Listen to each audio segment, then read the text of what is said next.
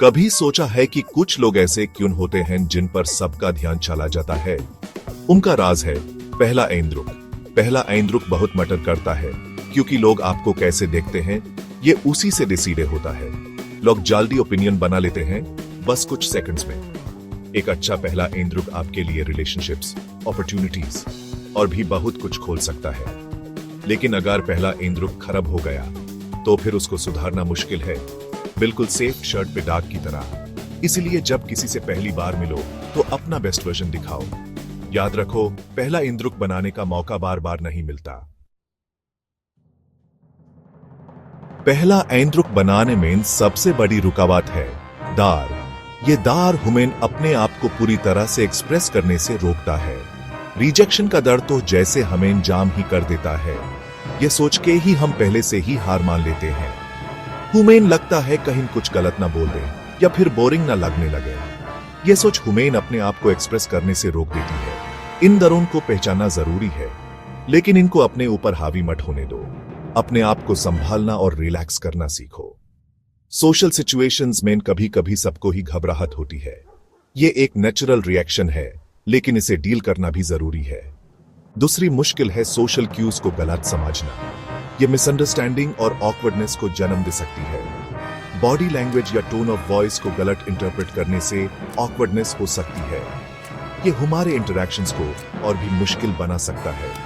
जरूरी है कि वर्बल और नॉन वर्बल कम्युनिकेशन दोनों पे ध्यान दो। ये हमें बेटर समझने और समझाने में मदद करता है। देखो लोग कैसे खड़े हैं, उनके फेशियल एक्सप्रेशंस कैसे हैं और ओवरऑल उनका बिहेवियर कैसा है। यह सब कुछ हमें उनके इमोशंस और इंटेंशंस को समझने में मदद करता है। तो इन मुश्किलों से कैसे निपटें और एक जबरदस्त पहला ऐंद्रुक कैसे बनाएं? यह एक कला है जो हर कोई सीख सकता है, बस थोड़ा प्रैक्टिस और सेल्फ अवेयरनेस चाहिए। सबसे पहले कॉन्फिडेंस। अपने आप पे और अपनी वैल्यू पे भरोसा रखो। यह आपके अंदर की एनर्जी को रिफ्लेक्ट करता है और लोग आपकी तरफ नेचुरली अट्रैक्ट होते हैं। सीधे खड़े रहो, आंखों में आंख मिला के बात करो और मुस्कुराओ। ये छोटी छोटी चीजें आपकी प्रेजेंस को इम्पैक्टफुल बनाती हैं। एपी कुछ बोले भी नहीं और आपकी बॉडी लैंग्वेज सब बोल देती है। आपके जेस्चर्स और एक्सप्रेशंस आपकी फीलिंग्स और थॉट्स को कन्वे करते हैं। एक वार्मथ और फ्रेंडली वाइब दिखाओ। ये लोगों को आपके साथ कंफर्टेबल फील कराता है और एक पॉजिटिव इंप्रेशन बनाता है। दूसरा पावरफुल टूल है एक्टिव लिसनिंग। यह सिर्फ सुनने का नहीं, समझने का भी प्रोसेस है। जब आप किसी की बात ध्यान से सुनते हो तो उन्हें रिस्पेक्ट और इंटरेस्ट शो करते हो। ये उन्हें फील कराता है कि आप उन्हें वैल्यू करते हो। सवाल पूछो, सार हिलाओ और बोलते रहो कि हाँ आप कन्वर्सेशन में हो।